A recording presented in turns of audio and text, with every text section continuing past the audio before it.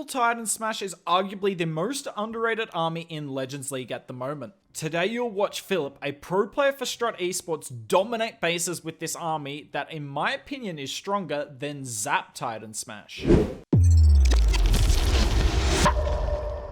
This right here is the perfect style of base for any recall spell attack. You see this Town Hall, extremely accessible from the edge of the base. But what differs is what people use with recall. When it first came out, you saw it with Hybrid, you've seen it with Super Bowler Smash, but I really like this with the Titan Smash. This might be the best recall army in the game, better than even the Queen Charge recall E-Drags that we had on the channel recently. So you're going to see Philip here, who is a builder for Blueprint. You can get some OP Town Hall 15 bases from him if you go to the website, is coming in with this army. He is a player for Strut, as you can see the clan there, a pro player, and so he definitely knows what he's doing. So we got rid of the Town Hall. Now, we're not going to deal with the CC because that would have cost us an extra spell, but look at this. It's really weird. I haven't seen anyone do it, but he's just going to spam in, right? It looks spammy, but he's got the wall break. He's got the Siege Barracks and King on the bottom to set a funnel. Now, you might be wondering, what is he going to do on the top side?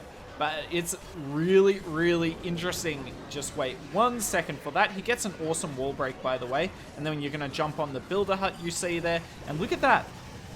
Using the Royal Champion, and she's just going to cut in a line straight across the middle of the base. So the King and the Siege Barracks, look at those wizards, by the way, putting in work.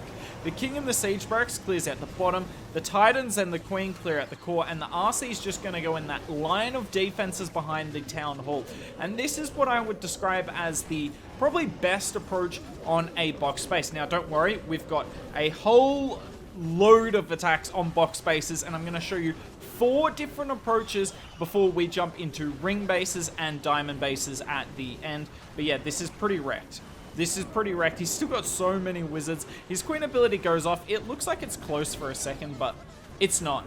I mean, there's 1 compartment left. The RC will die on this a lot of the time because she's having to deal with a lot of damage rather than just clear up the back end, but it's worth it. She does a really nice cut across the base and you get yourself 40 cups. So if you look at this Town Hall here as he starts his Queen Charge near the Town Hall, think of how hard it would be to get to the Town Hall here. We can't wall break that outer layer, I don't think. Maybe the wall... I don't think the wall break would work. I think it would target the bomb tower rather than hit the open wall there. So you can't wall break to the Town Hall. You can't really funnel in. So what are we going to do? Well, we're kind of treating this like the ZAP Titan attack. Except obviously we don't have the ZAP, but we have a Queen Charge. So we're going to Queen Charge this air bow here, get rid of that, and then our Flame Flinger can actually take down the Town Hall because Philip has recognized if the Flame Flinger targets this Rage Tower that you see here, that will activate the Town Hall. That will put damage on it. So the Queen does not go into the Town Hall. I think if the Queen had gone in, he would have thought about using another Rage, but no need. No need. The Flame Flinger will eventually take that down. He's just making sure that the Flame Flinger is safe. It's pathing a bit silly, but that is alright. And then, yeah, he's just going to place all his troops on the same tile. Now, I'm going to say this. I'm not really a fan of the way he funnels this. This attack actually is going to look really ugly in the end because everything splits a whole bunch of different ways because he just can't get a wall break on this outer layer till it's too late. Look, he gets 1 Titan go towards the Town Hall. A bunch of Titans go down to the bottom because the King's not doing a good funnel. His Queen gets wrecked by the CC. Look at that. No Titans helping out with the defensive CC. Makes it much more difficult. He has to save the poison. And then, yeah, look at this. It's a major mess. But we pop the water nicely. They're going to go and get some value. And, I mean, as long as this Queen gets value here, which she does, she's going to get rid of the Monolith. There's actually not a whole lot left on the base. And that's what I love about that early Queen Charge with the Flame Flinger. You just clear out a chunk of base, and I mean, look at this. It's a good invis, to be fair. This might have been close without that good invis, but I mean, he's got all 4 heroes up at this stage, plus the CC. I mean, he is chilling. This is another really nice approach. So it's kind of like the ZAP Titans. So for those of you who've done ZAP Titans, not feeling it after the update, this army might be for you. This attack right here is why I prefer Recall Titans to ZAP Titans. Have a look. So it is stars, by the way. So yeah, make sure you get a screenshot of the base he's running. Nice and high up in Legends. I should add that Philip is a top 100 player at the moment. So he's having a really good season. But look at this. We just charge in, get rid of 2 Expos and the Warden, activate the Rage Tower, then we're going to get rid of this air defense, and he will recall the Queen, I'm pretty sure. Any second now. He doesn't even necessarily have to. Maybe he won't? I don't know. I thought he does recall the Queen. It's going to look a little silly, but worth it in the end. And then we're just going to funnel out this area. He brings Sneaky Gobs and the Baby Drake. That's one other reason Super Bowlers are really strong. But yeah, we got the Flame Flinger on the top, and that's chilling because we took down these 2 air bows, and now we can go straight into the backside. And the reason I wanted to show you this attack, and the reason I think this army is better than ZAP Titans is look at the flexibility, right? There are so many different ways you can approach the base with this army. With ZAP Titans, there's kind of really only 2 approaches. You either go Town Hall or back end, because it's all dependent on where you can get ZAP value. But with this, you're just going for any value with the Queen charge. That's going to set a nice funnel and generally set up your Flame Flinger. Now, you saw on the first attack, he did bring a Siege Barrack, so you don't have to bring the Flame Flinger every attack. But essentially, you're Queen charging for value and to set up your Siege Machine to get value, whatever Siege Machine that may be. And then the Smash just comes in. Its job is to gut out the core of the base. And the Titans did so well here. RC, yet again, really well used. He used her nice and early here to go straight through the core of the base. And I mean, it's just collapsed. We're going to 4 times through the rest of this. RC ability goes off. Yet again, 4 heroes up and nearly swagged the Siege Machine troops. Philip's insane. This right here is my favorite attack of the lot, because look at this, a completely different approach. So you've seen 4 attacks with this army, and you've seen 4 different Queen charges, and that's what I love about it. It is extremely flexible. You can kind of do what you want with it on each style of box base. But what is he doing here? We're just Queen charging to take out a side, because if you were zapping to do a back-end log launcher, you'd probably go for the Rage Tower, Scatter, Expo. But I mean, why use zaps? Why use 7 spells when you can come in and, let me think of how many spells. I think this is 6, so he's not actually saving that many spells, to be fair. Not a huge gain, and he won't get the Expo down, so unfortunate there, that Rage Tower putting in work. But we do get a really nice funnel, and a quick funnel at that. Then we get the Queen started on the edge of the base, and essentially we're going to log launcher through the back end, because we've got an elite funnel set, and we've still got plenty of spells. That's what I love with this. You're always going to have 2 rage spells with your Titans, whereas some of the time with ZAP Titans, you're only going to have 1, as you need 1 for the Warden Walk, because bases are kind of trying to bait ZAP Titans some of the time. Now, I want you to look at what he does here. So because it's so awkward to wall break, and it's so awkward to place the log launcher early, he's put the jump down right on that junction you see there, so the troops get access to the whole base, and he's coming in with a delayed log launcher behind, and this log launcher is going to do so much work because there's just not as many buildings in the way, so the logs go a lot further in the base, and it's going to be taking 0 damage. If he sent it earlier and tried to jump over the CC instead, most likely the wall wouldn't have opened up in time, or the log launcher would have died. So we're using the RC on the top side. The King actually came into the base. I don't think that was intended at all. But yeah, you Queen charge one side, smash straight through the center with the perfect funnel. Then King and RC generally on the top side. They just clear out an entire side by themselves. And the log launcher smash with the Titans. I mean, the Titans are already hard enough to kill, right? They're already hard enough to kill, but keep in mind, we activated a Rage Tower early as well. It's just making the base so much weaker, so much easier for us to take down, and yeah, I really like this attack. So there you go, you've seen 4 attacks on boxes with this army, 4 different approaches. Now to get into a couple of ring bases, because we all know ring bases are back. Right here is a classic ring base, and this ring base, so starting the Queen up the top, we'll get to that in a second, but this ring base is really annoying for ZAP Titans because the monolith's just in the middle of nowhere at the top of the base, and this single Inferno, which is another major target for our Titans, can't really get any ZAP value with it. So what do? You take advantage of this with Recall Titans, and you just charge the monolith instead. Now, we mess up this rage spell. Unfortunately, we definitely should have had the healers in that sooner, and we're actually going to go to ability here. A little unlucky, because if the Queen had one more shot, but it is our fault for placing down that rage poorly. But yeah, just get rid of the monolith for 3. Like, think of Titans. If you get rid of that monolith, there is not a lot on the base that can kill them. So we get the monolith down really easily We've got the Flame Flinger on this side. It's kind of chilling, and I don't know if that was manually opened or not, but the Flame Flinger's also set a really nice funnel, and now we're just going to come in and spam our troops in. So we have the Ice Golems coming in, doing a good job. Also, by the way, got the King coming into the core because the Flame Flinger set such a nice funnel. I love this because, I mean, you do need a lot of power through the core. Like I said, not a lot does kill the Titans. A double rage ring base core can absolutely kill them, but perfect Warden ability with our King, and we're just going to try and overrun the core. There is our last rage, and we're just freezing this Town Hall on repeat. Titans going through. We still have our healers alive. The Warden ability was amazing at doing that. And then we just use our RC on the bottom, one hold to tank, and this is crushed. Not even close, right? And this is the sort of base that you would struggle with a fair bit with ZAP times. You probably still could get it down, or you definitely still could get it down if you know what you're doing, but could you wreck it as hard as this? I don't know. Now, I will say this, right?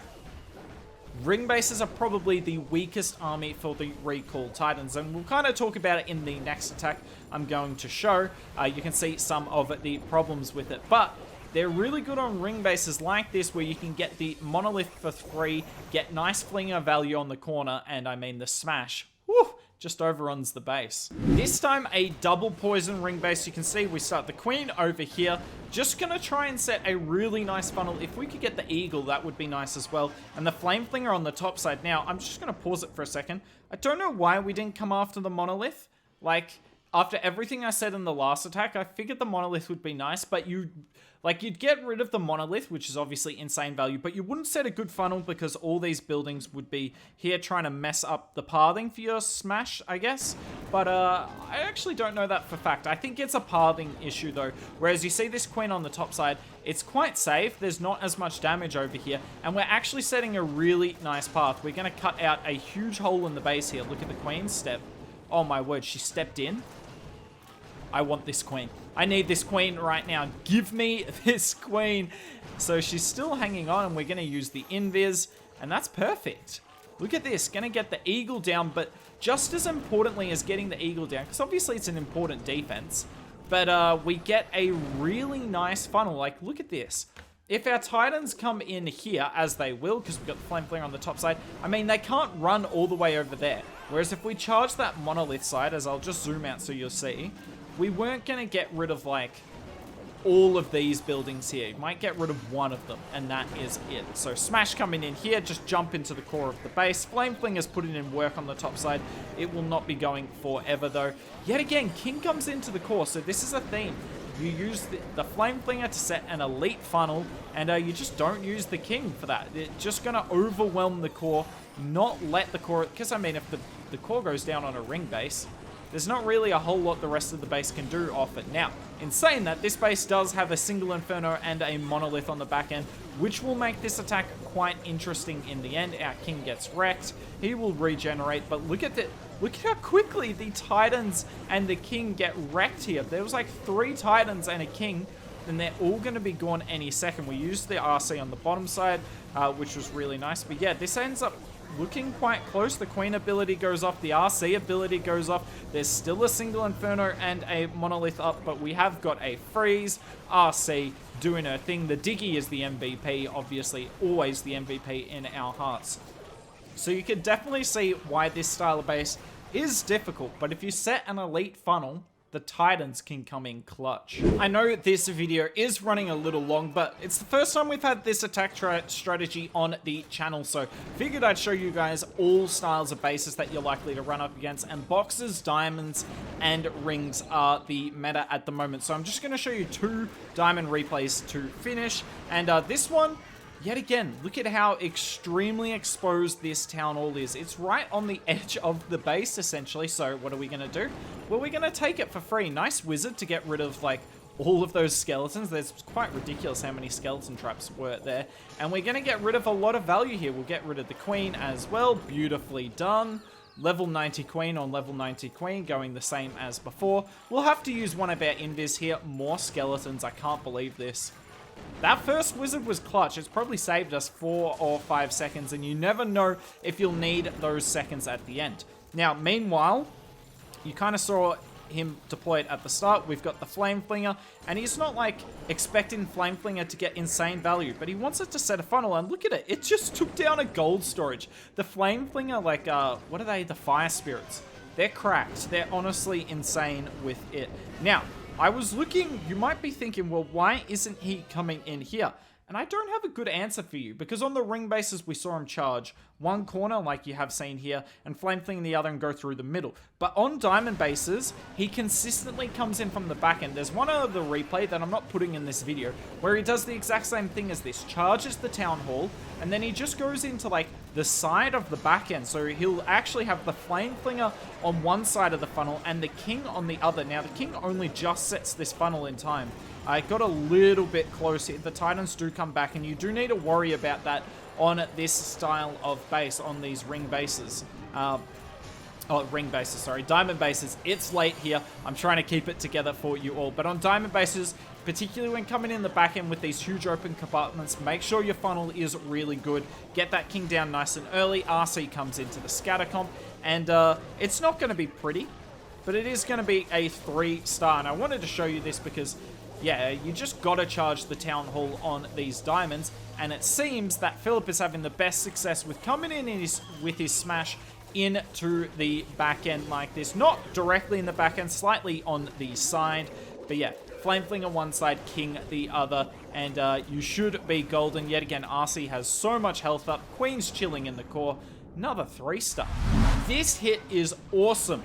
I have a theme, because clearly the box-based replay I liked the most was the one where we queen charge the scatter and log launch to the back end. And this attack, you're going to see the exact same thing, but on a diamond.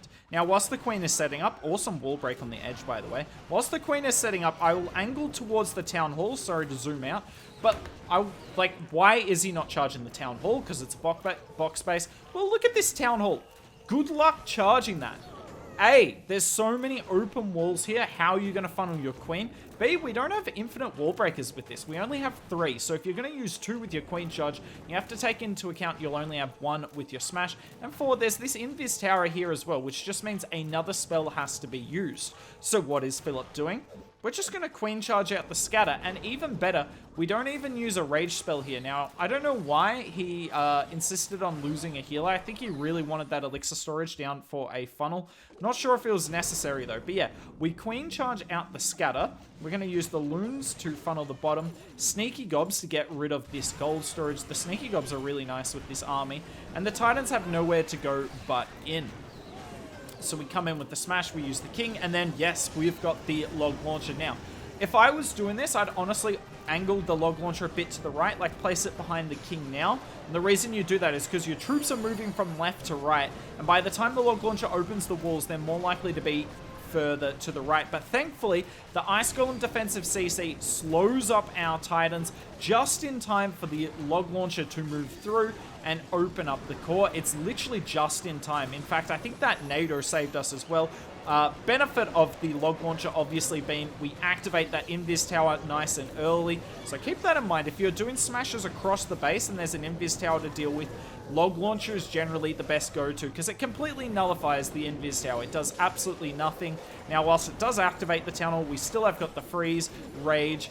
We got the RC on the right, and the poison being used on the skellies is actually really good. So, like, even if you don't need the poison to deal with the CC, you can always get value with the poison, whether it be dealing with a defensive hero or skeleton traps, and this is overrun, and there's just not enough damage on the back end here. Also, look at what's left, right? There's no value here, so if we charge the Town Hall, A, it would have been really hard to path to the tunnel. B, you're getting no value. So unless you can guarantee you get the tunnel, there's a chance you get 0 value. Gonna swag the RC and an invis here. And that is the end of the video. What did you think of this army? Is this something you want to try? Have you been using ZAP Titans post-update? Let me know if you'd like to see some more ZAP Titans on the channel. Would love to do some myself. If you want to see some ZAP Titans, I will link it on the left. But that's it from us. Have a nice day, and maybe we'll see you tomorrow.